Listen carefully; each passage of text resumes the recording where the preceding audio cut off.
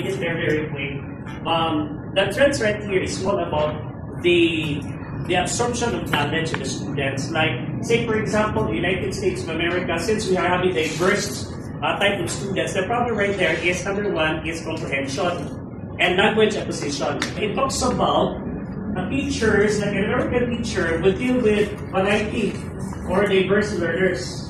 So if the teacher cannot actually address also the concerns of the students, like a Chinese one, the teacher right here would really look for a solution of the issue of the problem.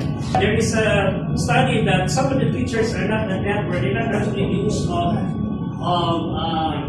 application of the different approaches. It's just like this. Not only the United States of America, but it is also true in other continents. Like if you visit South African education, if you visit Asian education, if you visit other parts of other countries mentioned, they have the commonalities.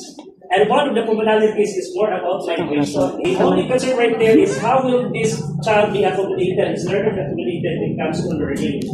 So like for instance in the USA, we talk about the teacher should be trained much in the strategies and incorporation of strategies that would really address the problem of the grades when it comes to learning acquisition.